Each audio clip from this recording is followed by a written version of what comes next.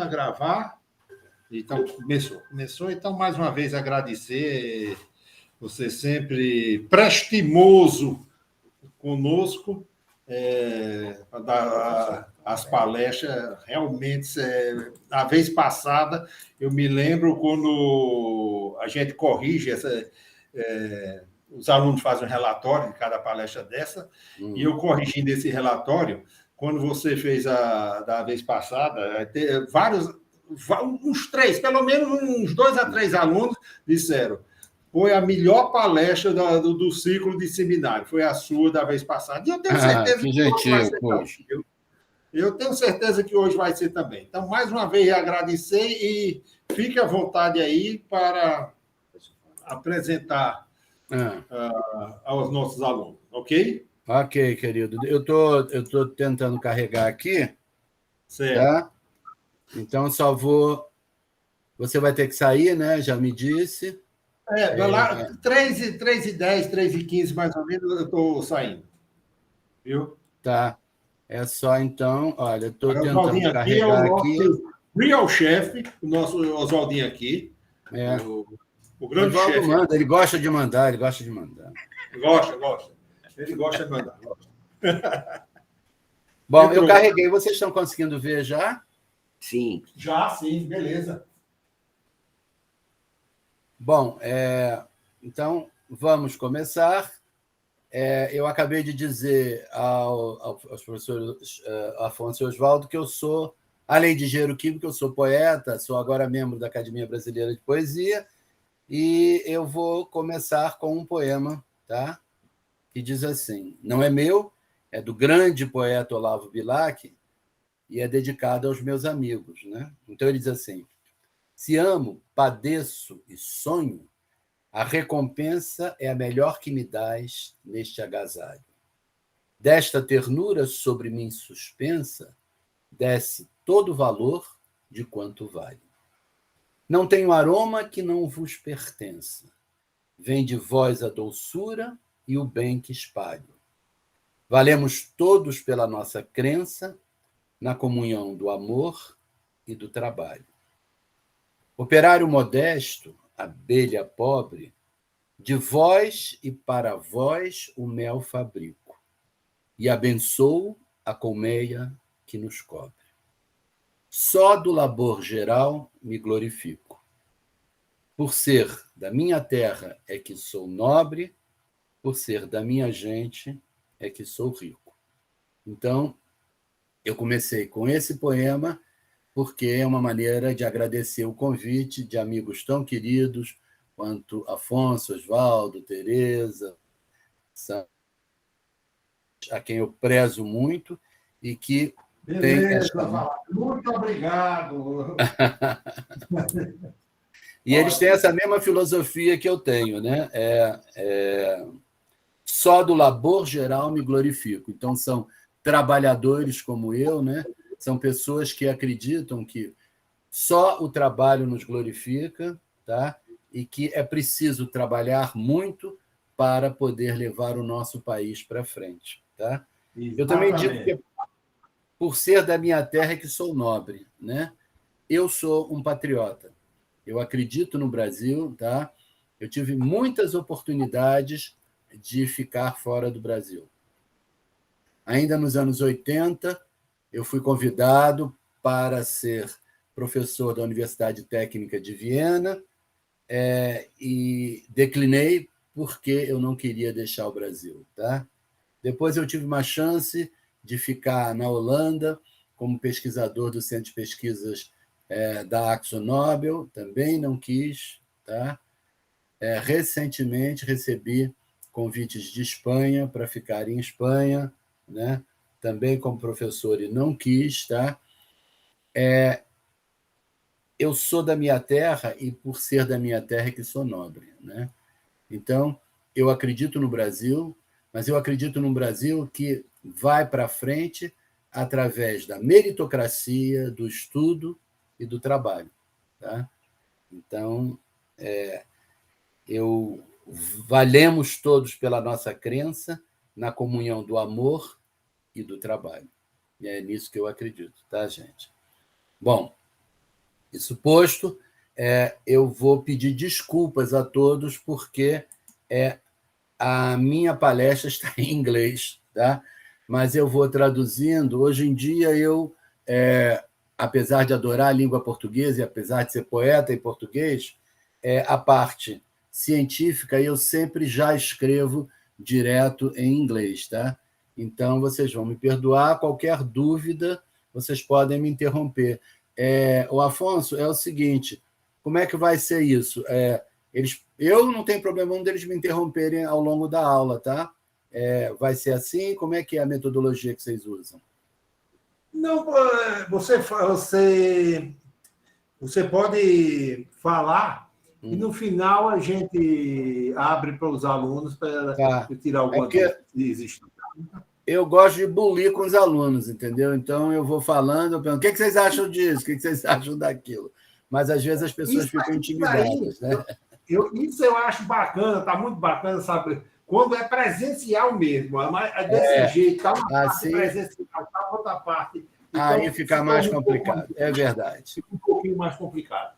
Tá bom. Okay? Bom, nós vamos começar, então, queridos, falando dos ciclos da indústria química, né? A indústria química tem, classicamente, 4 ciclos. E que ciclos são esses? Bom, o primeiro grande ciclo da indústria química é da indústria inorgânica. Todo ciclo de uma indústria apresenta essa forma de curva S, né? Tem o nascimento, tem o crescimento, que é um crescimento bastante, com uma derivada assim, bastante acentuada, atinge um equilíbrio, que é chamada maturidade, e depois as indústrias começam a cair. Tá? Então, isso foi o caso da indústria inorgânica. Né? A indústria inorgânica cresceu e começou a cair, sendo, então, no final do século XIX, início do século XX, substituída, na sua importância, pela carboquímica, né? A indústria do carvão. Né? Ela também tem essa curva S, e ela foi importantíssima, tá? Até meados do século XIX, mas aí ela sofre a concorrência da petroquímica. Né? A petroquímica nasce no início do século XX, tá? Impulsionada por 2 grandes ciências. Né? Todo o impulso de uma indústria química tem por detrás o desenvolvimento científico. Né? Então, a indústria petroquímica foi desenvolvida por quê? Porque nós tivemos 2 ciências. Né? Primeiro, a ciência dos polímeros, que permitiu às pessoas da indústria copiarem polímeros naturais através de reações sintéticas de polimerização, e também da catálise, que permitiu que esses processos pudessem ser realizados em tempo viável. Tá? E aí nós fomos para a 4ª onda, estamos indo para a 4ª onda. Né?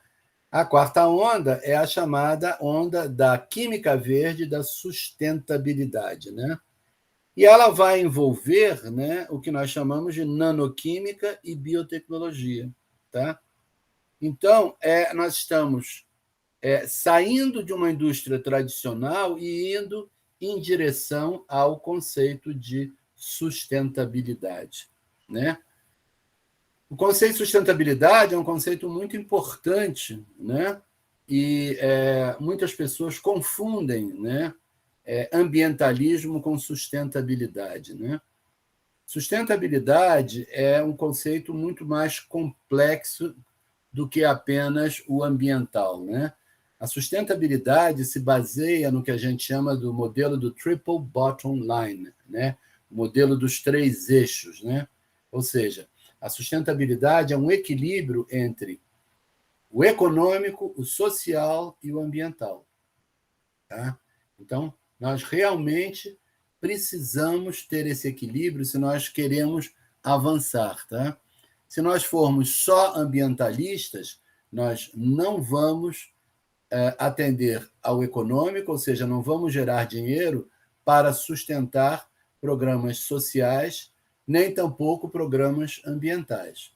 Se nós formos só socialistas, nós também não vamos gerar dinheiro e tampouco vamos cobrir os problemas ambientais, né? Os problemas ambientais dos países socialistas, da cortina de ferro, por exemplo, né, foram trágicos. O grande Chernobyl está aí como um exemplo, tá? Porque não havia essa preocupação, a preocupação era só com o social. Por outro lado, se nós formos capitalistas desenfreados, ou seja, só preocupados com o lucro e com o dinheiro, nós tampouco vamos atender às necessidades do social e do ambiental. Então, o conceito de sustentabilidade é muito importante, é muito moderno. Eu acho que toda a discussão que a gente tem hoje em dia, direita, esquerda, por exemplo, ela é, na minha opinião, extremamente anacrônica, porque acima disso nós temos a sustentabilidade. Tá?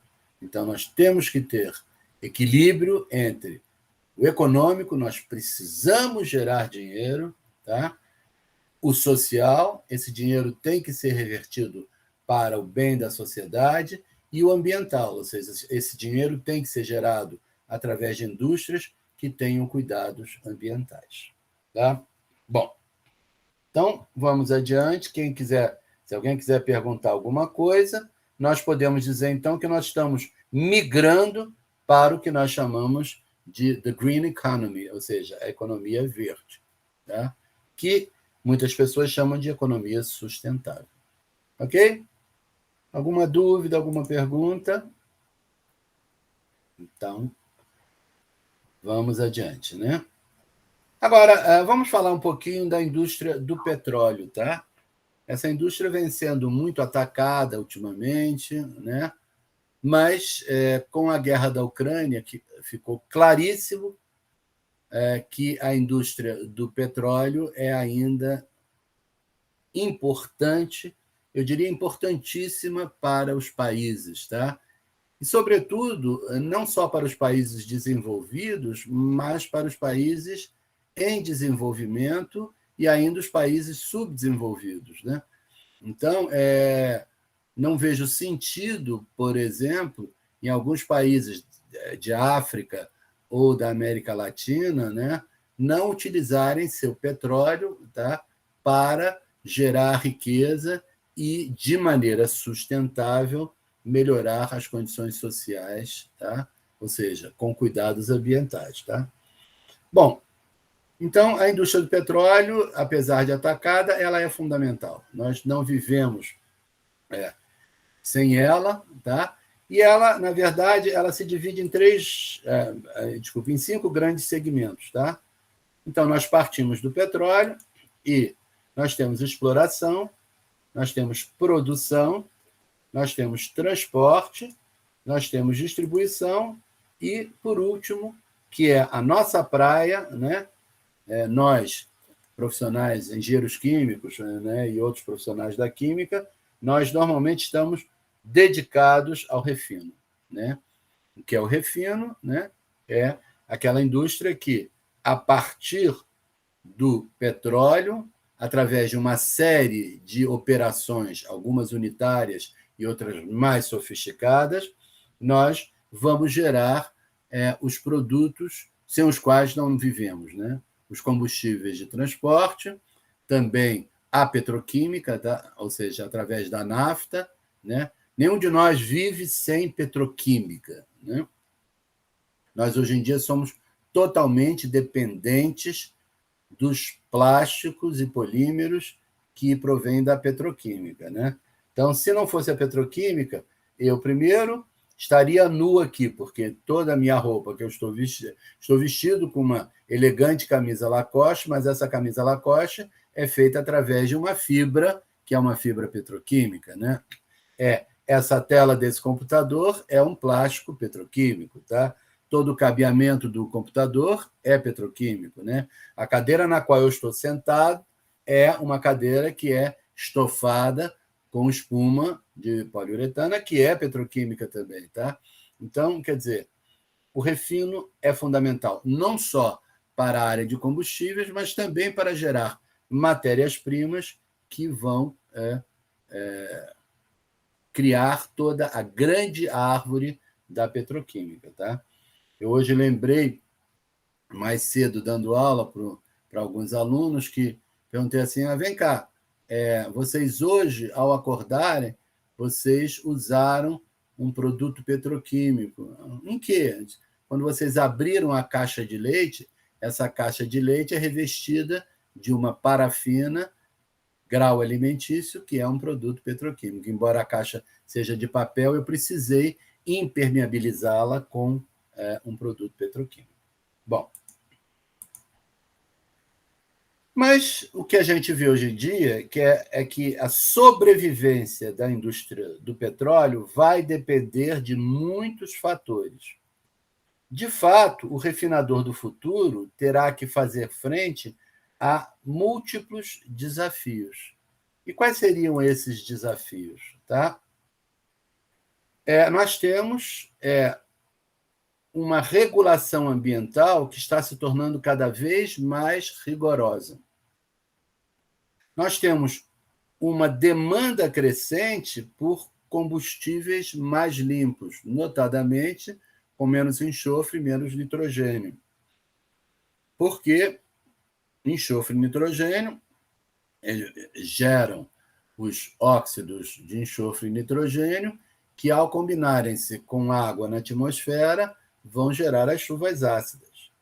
Nós temos a globalização, né? Ou seja, hoje em dia, a batida de asa da borboleta no Oriente pode se tornar um tsunami no Ocidente.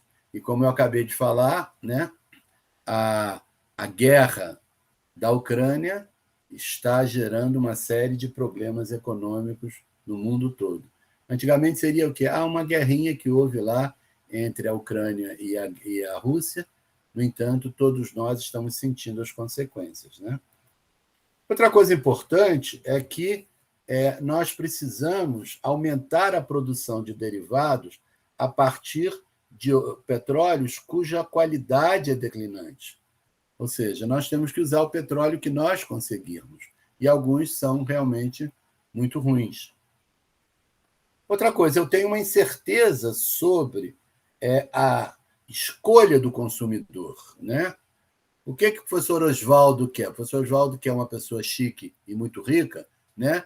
Eu não sei se ele vai querer um carro a diesel, um carro a álcool, um carro elétrico, que não vai querer combustível, entendeu? Então, eu não sei, né?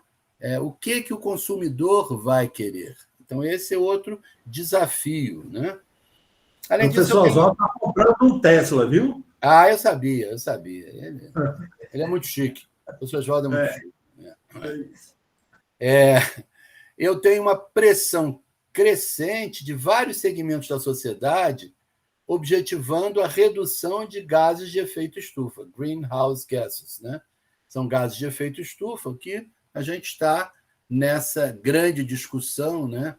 Agora, os geólogos, por exemplo, dizem que isso não é verdade, que não existe efeito antropogênico, ou seja, do homem no aquecimento global, que isso é um problema apenas das radiações solares. Bom, a gente não sabe, mas que hoje em dia existe uma pressão muito grande, existe. E, finalmente, a gente não pode esquecer que a indústria do refino é uma indústria. E, para ela ser sustentável, ela tem que manter a sua lucratividade, né? Indústrias têm que gerar dinheiro. E ponto, né? Bom, isso tudo tem levado à busca por matérias-primas alternativas como biomassa, gás natural e a volta ao próprio carvão. Tá? Não sei se vocês viram, a Alemanha já está considerando, a partir da guerra da Ucrânia, ela viu que ela estava extremamente dependente do gás natural da Rússia, tá? E ela agora está considerando a volta ao carvão, né? Bom, tudo isso é discutido aqui nesse capítulo de um livro, tá? É um capítulo que eu escrevi, chama-se Biofuels and Biochemicals in Brazil, né? E, se vocês quiserem, o livro já tem 10 anos, mas é muito interessante, tá? Eu estou colocando sempre as referências aqui, tá? Bom, então, o refinador deve procurar por soluções alternativas inteligentes para atender a todas essas demandas. Tá? Portanto, a busca por matérias-primas alternativas, como é o caso da biomassa, tem se tornado uma obrigação a fim de lidar com os regulamentos ou as leis, né, mais duras. Né? Além disso, rotas alternativas de refino, como é o caso dos combustíveis sintéticos, estão retornando. Tá? Então, é o que eu falei, né? A famosa síntese de Fischer-Tropsch, né? Que foi desenvolvida nos anos 20 por Franz Fischer e Hans Tropsch, né? E que moveu a Alemanha nos anos 40, a partir do carvão, ela está recrudescendo. Ela vem aparecendo. Ok? Então, o que a gente pode falar da indústria do petróleo do futuro? Tá? Ela ainda vai manter, né, os seus segmentos clássicos, exploração, produção, transporte, mas agora, além do petróleo, eu vou ter que conviver com a presença da biomassa e do gás natural.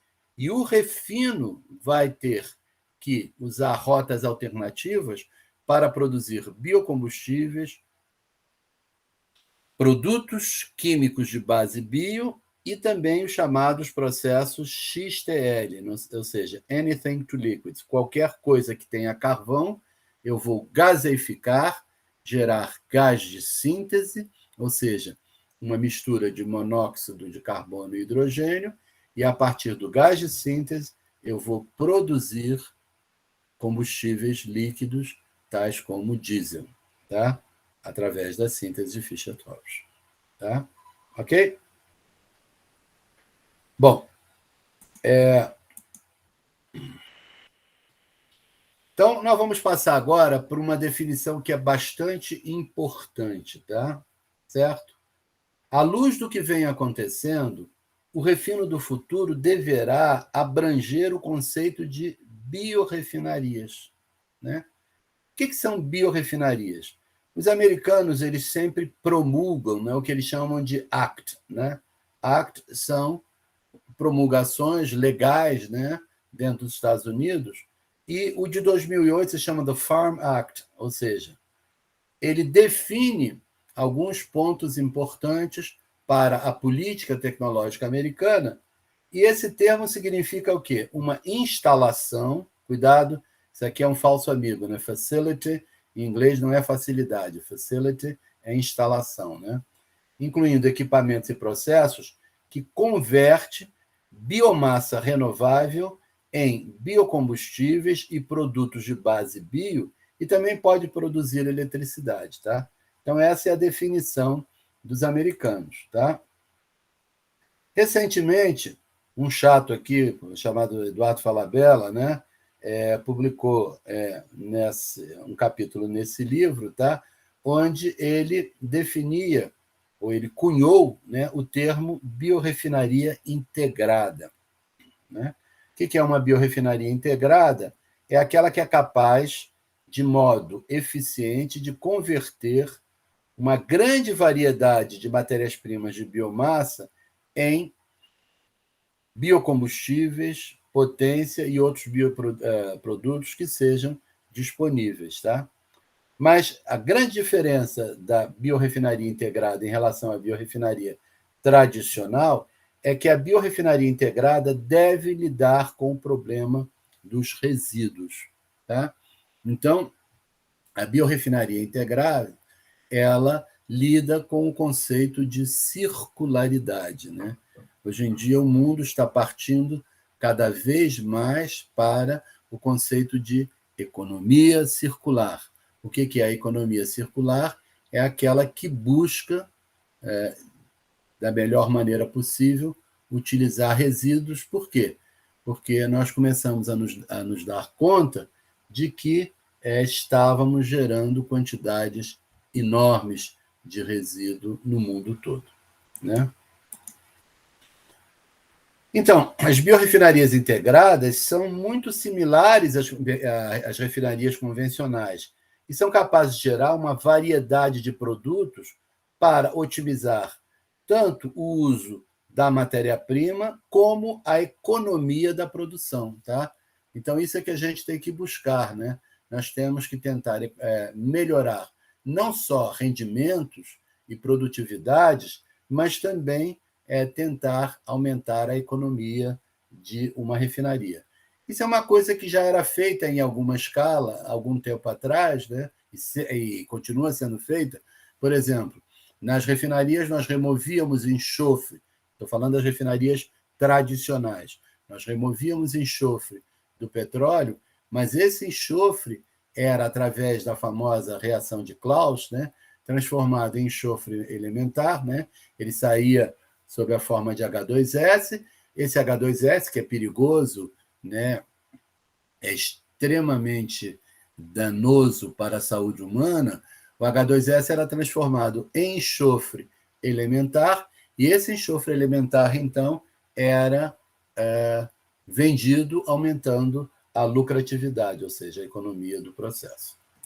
Bom, além disso, as biorrefinarias integradas implicam o uso de inovação, né?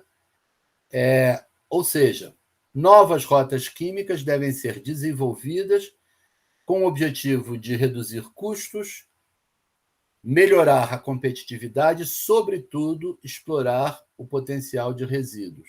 Eu queria fazer um parênteses aqui sobre o conceito de inovação, tá? Eu vejo na universidade muitas pessoas empregarem de forma equivocada o conceito de inovação, tá? Inovação não é invenção. Invenção é aquilo que eu faço no meu laboratório, vou lá, faço uma nova reação química e mostro a viabilidade dessa reação química. Mas inovação é invenção mais mercado. Essa reação só será uma inovação se ela atingir o mercado.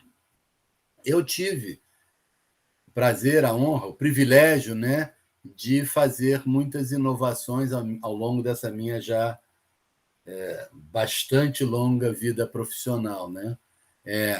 Eu consegui, não muitas vezes, mas consegui algumas vezes, pensar numa rota química, ir para o laboratório, fazer a prova de conceito, depois fui para a planta piloto, ampliei esse conceito testando em maior escala e depois consegui chegar na planta industrial, né? Esse é o sonho de todo engenheiro químico. Eu tive essa sorte, né? Algumas vezes. Na vez passada, você deu o exemplo dos catalisadores, né? Que você bolou aquele negócio. Aquilo ali foi de primeira, viu? Primeiríssimo. É isso aí mesmo, querido, né?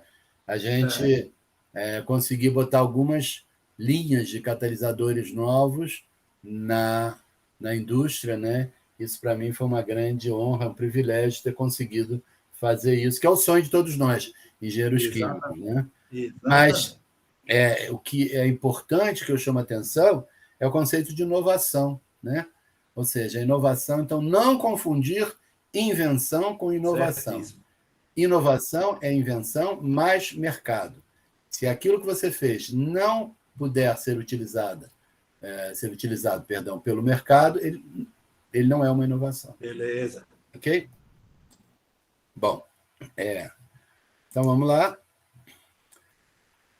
Além disso, nós, para podermos atuar nessa linha da biorrefinaria integrada, ou seja, para ter uma melhor utilização das instalações existentes, nós começamos a atuar no que a gente chama de coprocessamento.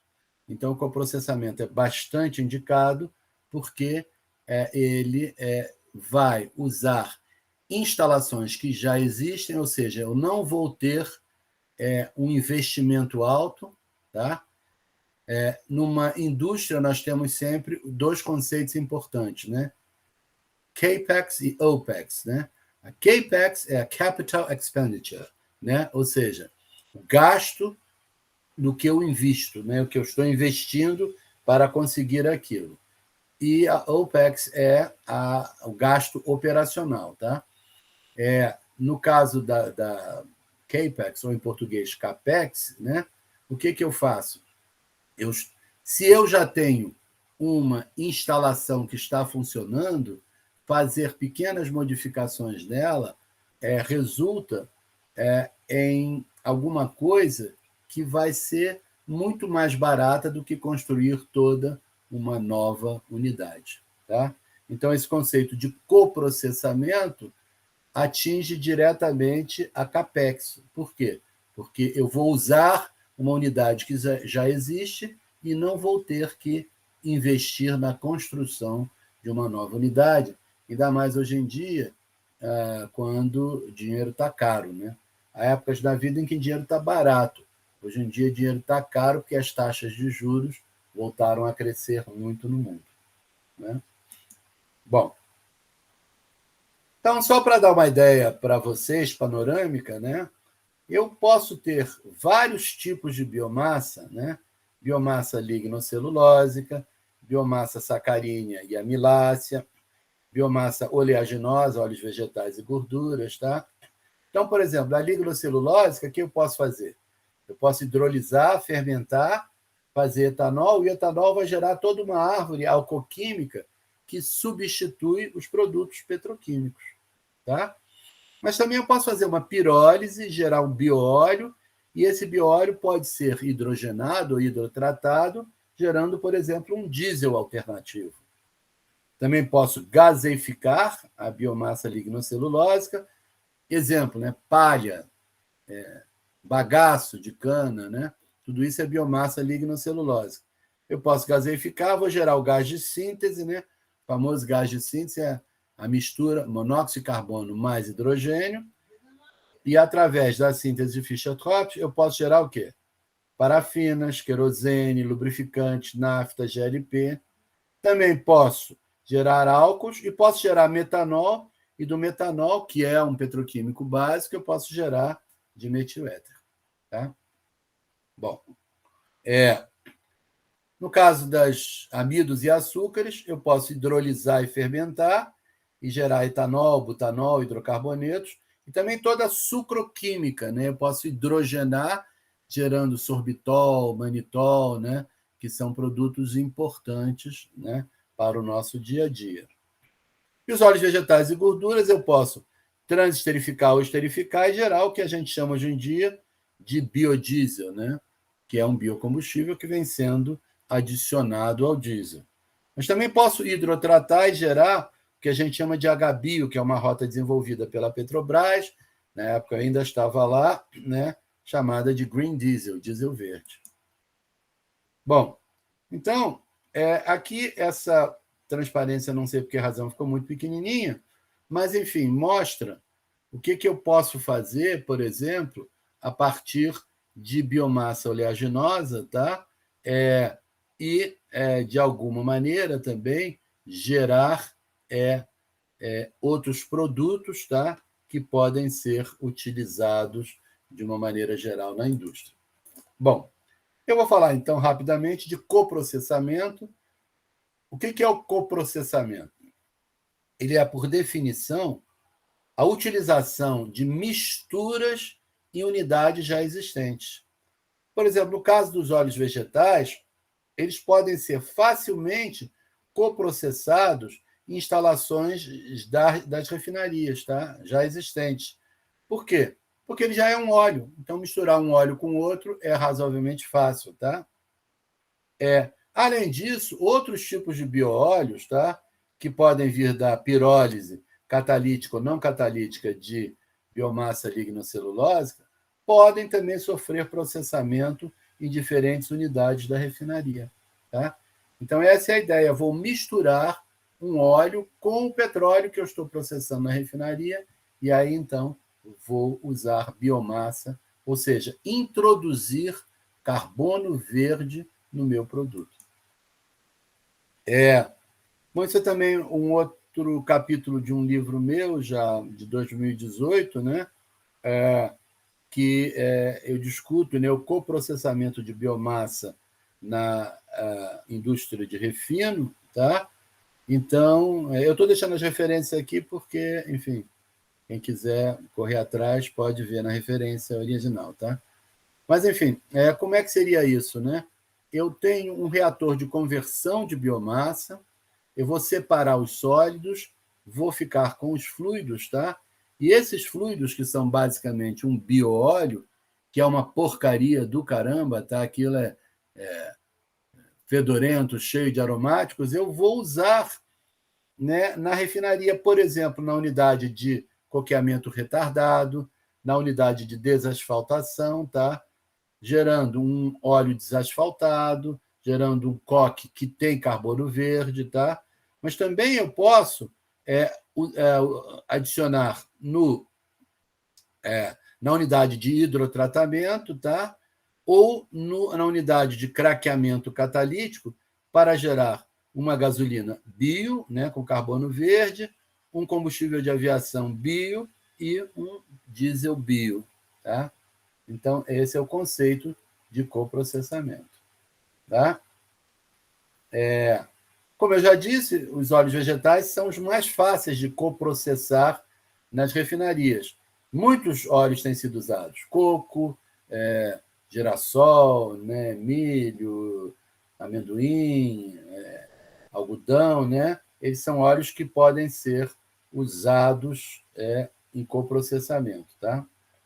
Na verdade, eu posso usá-lo normalmente em duas unidades que já existem na refinaria: a unidade de hidroprocessamento e a unidade de FCC, tá? No caso da unidade de hidroprocessamento, onde nós temos bastante experiência, né, a ideia é bastante simples, né? Misturar uma certa quantidade de óleos vegetais com a alimentação tradicional, né, que é do petróleo, e permitir que a operação aconteça como de costume, né? Também há algumas pessoas que defendem o que a gente chama de standalone unit, né? Em vez de misturar com o petróleo, eu vou processar numa unidade em separado, na qual somente os óleos vegetais serão processados, tá? Ou seja, óleos vegetais puros serão processados. Mas aí eu vou entrar no problema da CAPEX, né? Eu vou ter que gastar dinheiro para construir essa unidade, né? De qualquer modo, eu sempre vou ter que otimizar as condições operacionais que têm que ser ajustadas às novas matérias-primas. Por quê? Porque eu tenho um novo esquema reacional. O óleo vegetal tem características diferentes do gasóleo, ou seja, do óleo que vem do petróleo, tá? Bom, só para mostrar a vocês aqui, são resultados de laboratório, de planta piloto, na verdade, tá? No reator adiabático, nós adicionamos 10% de óleo de soja ao gasóleo tradicional, a alimentação, que é o gasóleo tradicional, né? Então, nós temos duas curvas, né? A curva 2, que é a curva do hidrotratamento do gasóleo, e a curva 1, que é o hidrotratamento de uma mistura, gasóleo mais óleo de soja.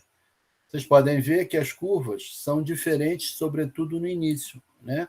Ou seja, a adição de 10% de óleo de soja à alimentação causa um aumento rápido de temperatura no início do reator, indicando que o mecanismo é diferente e que algumas reações exotérmicas acontecem rapidamente, tá?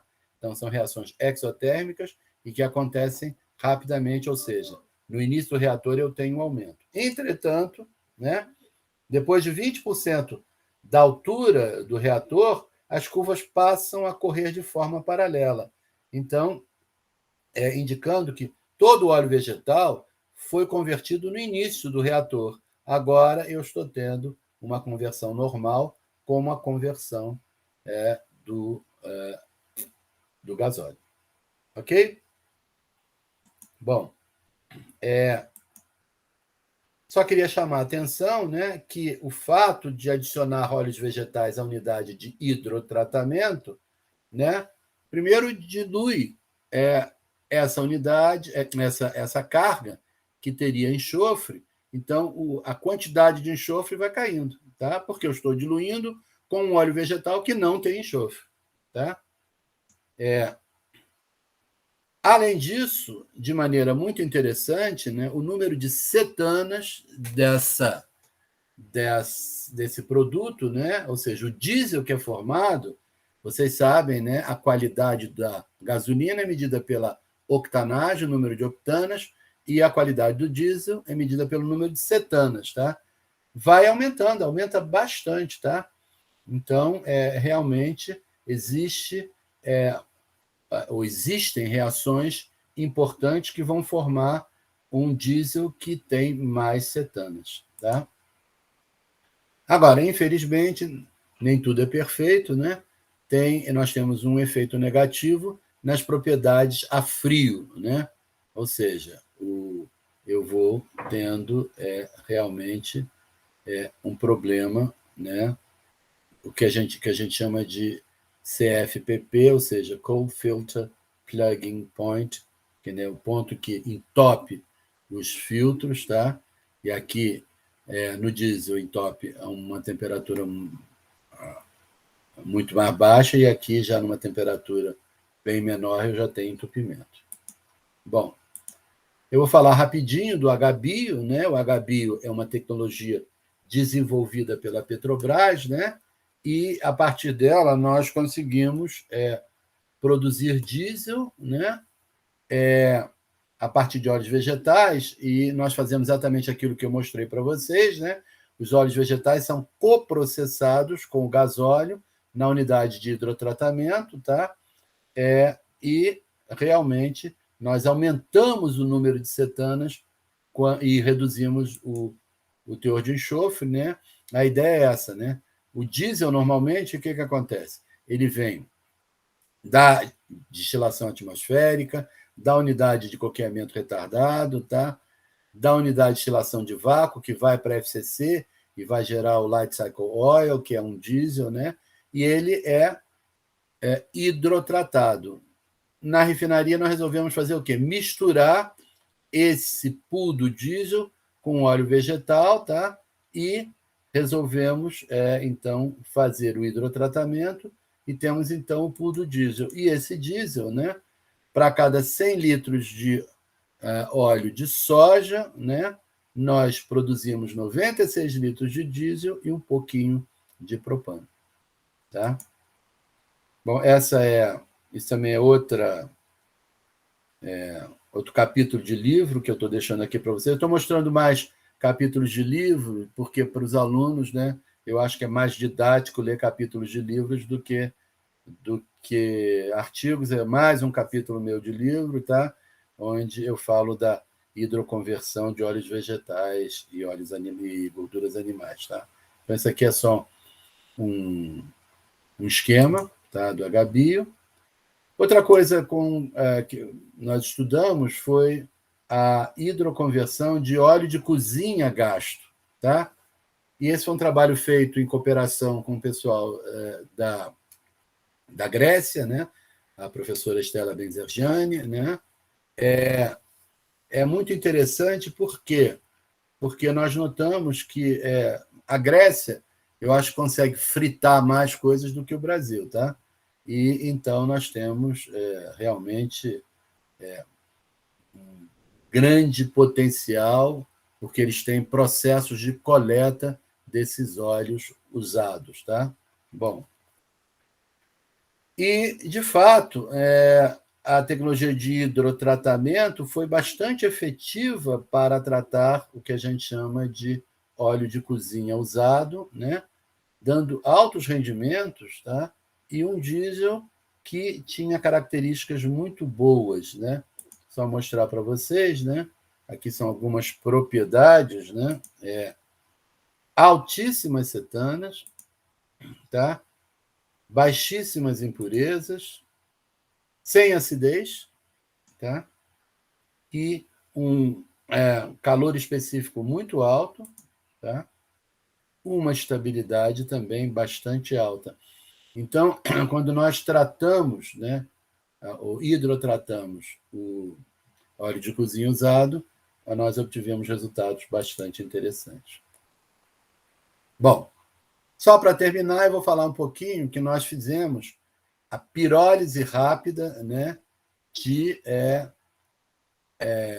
matéria-prima lignocelulósica de forma catalítica ou não catalítica, tá? Então, nós temos um bióleo que foi obtido só de forma térmica e um bióleo que foi obtido usando um catalisador que era uma zeólitas SM5, tá? Durante a pirólise, né, desse bióleo. Vocês notem aqui, eu botei de propósito essa foto para vocês verem que esse bióleo é uma porcaria fedorenta, viscosa, tá? Não é brinquedo trabalhar com esse bióleo, não, tá? Bom, o bióleo catalítico e não catalítico, eles têm composições diferentes, tá? O catalítico apresenta um conteúdo de oxigênio bem mais alto, tá? E o resíduo de carbono desse catalítico foi muito mais alto. E como nós, nas unidades de produção de combustíveis, queremos ter baixo resíduo de carbono para não desativar o catalisador, ele é menos indicado do que o não catalítico nesses casos, tá? O que a gente poderia falar é que o coprocessamento de bióleos normalmente está relacionado aos problemas de coprocessamento de bióleos, estão relacionados com a instabilidade deles, né? Esses bióleos, né, eles apresentam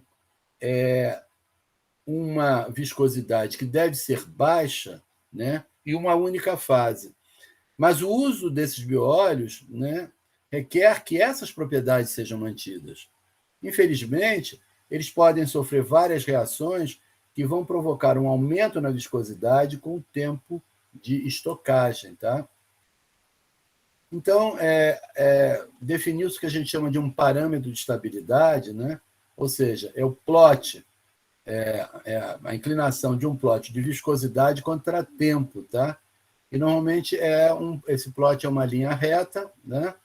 E esses efeitos, que são função da temperatura, são acelerados quando eu tenho um aumento de temperatura, tá? E esse parâmetro de estabilidade vai afetar a performance de diferentes bióleos quando eles são coprocessados. Então, esses dados não são meus, de uma tese de PhD, tá? Que mostra como a viscosidade vai aumentando ao longo do tempo, e aumenta bastante, tá? E isso foi a uma temperatura de 90 graus. Se a temperatura fosse mais alta, eu teria esse problema de maneira mais rigorosa. Uma grande pergunta que a gente faz é o seguinte: na hora que eu estou coprocessando, desculpe, o carbono verde, ou seja, o que veio da biomassa, está sendo retido, por exemplo, na gasolina ou no diesel. Esse autor fez uma análise de carbono 14, né, isotópica de carbono 14, e mostrou que a maioria do carbono presente no bióleo é transformada em gases e coque. E a gasolina tem apenas 7% do carbono. Nós, então, repetimos esse trabalho e verificamos que os resultados similares foram observados pela gente também, tá? Então, na unidade de FCC, tá? Ou seja, na geração de combustível, ou combustíveis, né? Na verdade, muito pouco do carbono verde que eu coloquei de início é retido no combustível. Então, realmente, esse tipo de coprocessamento não é dos mais indicados, tá? Entretanto, quando nós trabalhamos com a unidade de desasfaltação, né, que é um processo de extração líquido-líquido usando um solvente, né, as resinas dos asfaltenos precipitam, né, e o produto é o que nós chamamos de óleo desasfaltado, porque tem um baixo conteúdo de asfaltenos, né? E o rafinado tem um alto conteúdo de asfaltenos e vai para as fábricas de asfalto, tá? Então, o que nós fizemos, tá? Essa é a unidade de desasfaltação, né? Apenas mostrando rapidamente para vocês o que é a unidade de desasfaltação, tá? E olha o que acontece. Esse é o óleo antes de passar na unidade de desasfaltação. Isso é o produto da unidade de desasfaltação. Então, nós verificamos o quê? Nós melhoramos as propriedades do resíduo de vácuo, né? Sobretudo no que diz respeito ao resíduo de carbono. Esse óleo desasfaltado é destinado à unidade de FCC, tá? Certo? Como eu passei primeiro na unidade de desasfaltação, eu gerei um óleo desasfaltado com um resíduo de carbono mais baixo. Como ele tem um resíduo de carbono mais baixo, ele pode ser incorporado à unidade de FCC em maior quantidade. E por essa razão, então, eu deveria sempre fazer isso, né? Ou seja, é indicado usar um bioóleo, se eu quero usar um bioóleo, não dosá-lo diretamente à unidade de FCC, mas passar, por exemplo, pela unidade de desasfaltação e depois da desasfaltação conseguir o que a gente chama de um óleo desasfaltado de muito melhor qualidade. Então, vamos terminar aqui. Vocês já devem estar cansados, né? Eu diria que coprocessar óleos vegetais e bióleos em unidades de refinaria já existentes pode ser uma alternativa interessante, já que o impacto na CAPEX seria praticamente desprezível comparado com a construção de uma nova unidade dedicada. Contudo, desafios com respeito à estocagem da matéria-prima e ao manuseio devido à instabilidade de bióleos e óleos vegetais deve ser suplantado. Tá? Além disso, a presença de impurezas pode corroer equipamentos e envenenar catalisadores. Ou seja, é bom, é importante, mas não é piece of cake e envolve muito estudo. Tá? Embora o bioóleo, né, que provém de pirólise, é uma matéria-prima bastante promissora, suas propriedades naturais requerem que, ao menos, um beneficiamento, uma etapa de beneficiamento, seja levada a cabo antes da coalimentação com petróleo nas refinarias. Né? Portanto, um dos principais objetivos dos pesquisadores que trabalham com bioóleo e coprocessamento é estabelecer o mínimo grau de pré-tratamento necessário para poder introduzir o bioóleo nas refinarias. Tá? E a principal barreira a ser suplantada é a tendência de formação de coque sobre catalisadores. Tá? No caso do coprocessamento, a principal preocupação ainda reside na presença de compostos oxigenados na alimentação, levando à formação de produtos laterais e causando a desativação do catalisador por envenenamento ou reações laterais indesejadas. Além disso, a estratégia de mistura é limitada à deficiência de hidrogênio na sua alimentação. Né? Por quê? Se os produtos são mais insaturados, eu vou aumentar a formação de coque, tá? E por isso eu preciso aumentar a concentração de matéria-prima fóssil, porque aí eu tenho hidrocarbonetos com mais hidrogênio, tá? Para poder estabelecer uma relação hidrogênio-carbono correta. Portanto, e é o último recado, novos sistemas catalíticos e alternativas de processo ainda estão sendo desenvolvidos para fazer essa tecnologia realmente possível e praticável. Tá? Bom, eu vou terminar, mas agora eu vou terminar não com um poema do grande Olavo Bilac, mas um poema de um outro poeta menos conhecido, que se chama Eduardo Falabella, tá? E eu deixo para vocês, como todos esses problemas aí estão relacionados com a catálise, né? Eu pergunto para vocês, afinal, catálise é ciência ou magia? Então, essa é a pergunta que eu deixo para vocês. Opa, passei rápido. Vocês nem viram aqui a bruxinha, né? Que eu botei, né? Então, ciência ou magia? né? Então, eu digo para vocês o seguinte: uma pergunta lhes devo brindar, fruto de noites de muita agonia. Será válido, de fato, indagar se a catálise é ciência ou magia? Pois tudo que aprendi ao pesquisar, acima de qualquer filosofia, indica-me ser vero assegurar que sim é uma ciência e não magia. Mas dados que não andam se ajustando, se um outro alguém em seu laboratório os tira com cuidado, utilizando um método seguro e meritório, revelam, meu amigo, que há, no entanto, muito de ciência e de magia, outro tanto. Obrigado, gente. Era isso hoje.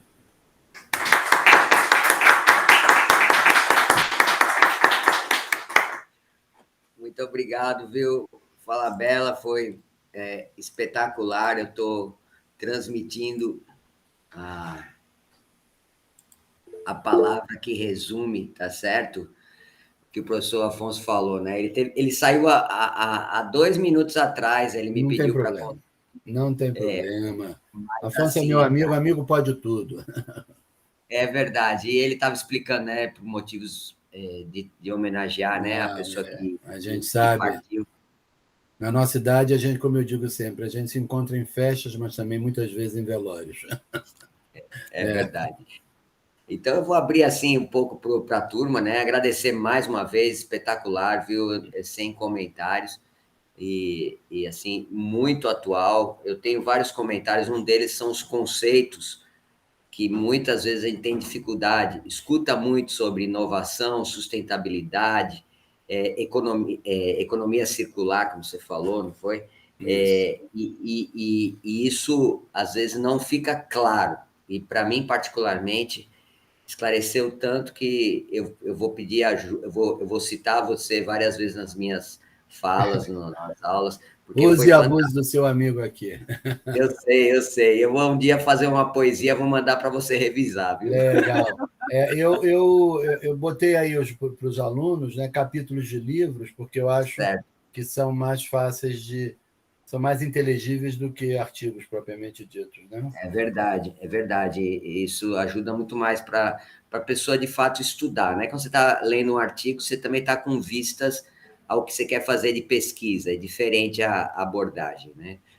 Então, vamos ver se algum dos nossos alunos quer fazer comentários, perguntas. Quem quiser aqui da sala, por favor, vem aqui no meu lugar, tá certo? Sem vergonha, né? Vocês sabem que não deve ter vergonha, né? Vergonha não é bom. Não tem vergonha, não.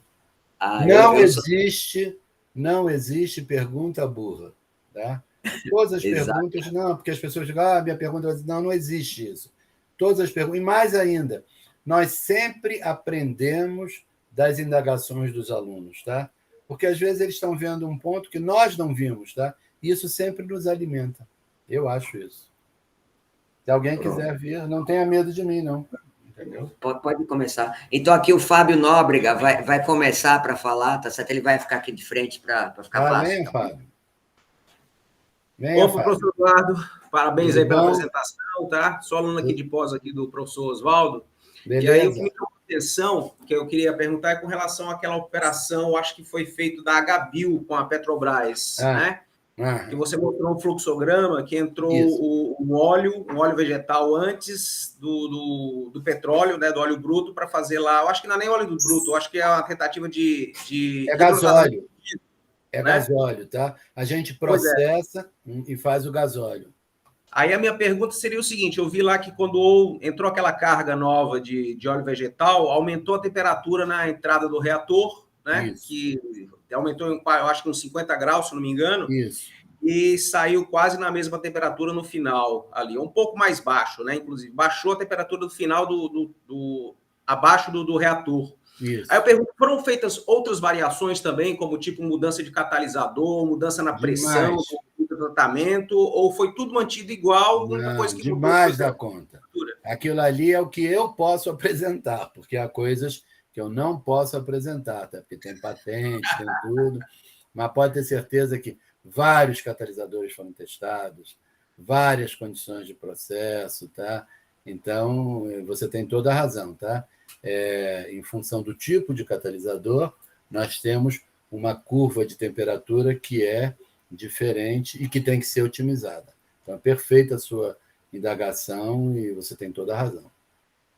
Ok. Obrigado, professor. Abrindo Nada, querido. Disponha.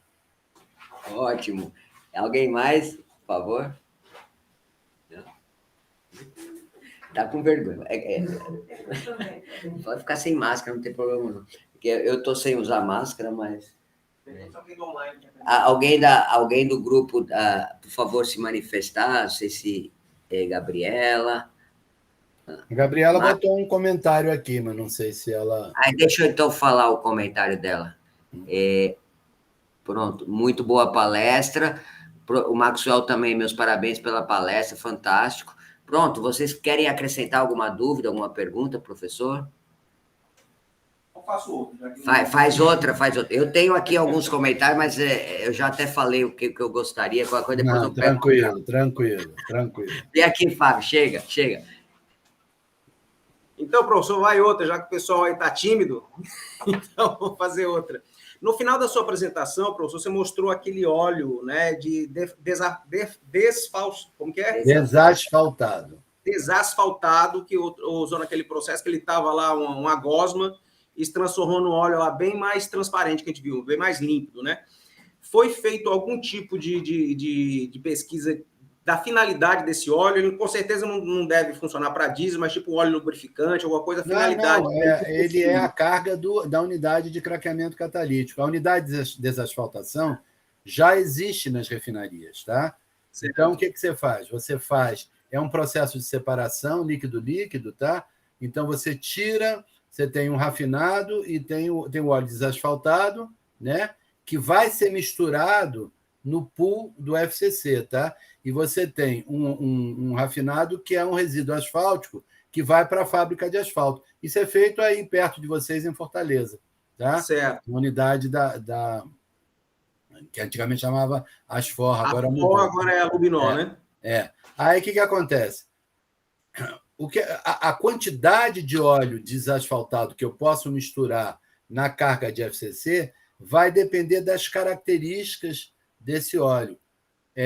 Quando eu misturo óleo vegetal, né, na unidade de desasfaltação, eu obtenho um óleo desasfaltado que é muito melhor. Então, eu posso colocar mais óleo desasfaltado na unidade de FCC. Tá? Então, essa aqui a vantagem que a gente observou nos nossos estudos. Tá? Ok. Tá bom, professor. Obrigado, hein? Nada, querido. E, professor, assim, com respeito à parte do CAPEX, né, é muito legal, quer dizer, para o futuro, que nós temos que estar fazendo o upgrade, né, das instalações, né, falando em português. Né, isso, com certeza, acho que justifica a implantação desse coprocessamento do óleo vegetal, não é? Eu sou super a favor. Sou super a favor. Eu acho que, como eu falei, hoje em dia a gente está num mundo onde o dinheiro está caro, tá? Agora, usar matéria-prima biomassa depende do quê? De vários fatores.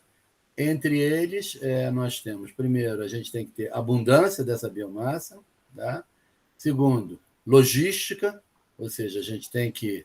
Porque lembre-se que biomassa tem muita água, e transportar água é gastar dinheiro, né, à toa, porque a água ninguém compra, ninguém vende, né? E, sobretudo, o que é pior de todos é a política. Né? Nós temos que ter decisões políticas de querer ou não entrar nessa visão mais verde do mundo. Verdade. Nossa, que ótimo. Eu acho que o professor Afonso deve entrar em contato, a professora Tereza também. Imagina. E eu queria pedir, que eu estou dando aula para o curso de engenharia de alimentos, né? E uma coisa que me chamou a atenção foi a parafina que é usada no leite de grau alimentício. Existe alguma coisa que eu poderia acrescentar nas minhas aulas, assim, falando sobre esse processo? Eu tenho que ver. Na verdade, né, a gente trabalha muito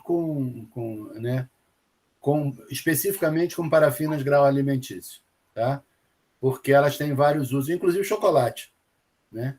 Inclusive, elas fazem parte da composição do chocolate, né? E elas vêm de processo Fischer-Tropsch. Entendi. Ah, entendi. Então, aí, como é processo sintético, então tem um controle de compostos não desejáveis, não é isso? Isso, tem que ter um controle muito rígido. Então, a parafina food grade, grau alimentício, ela tem controles que a outra parafina não tem.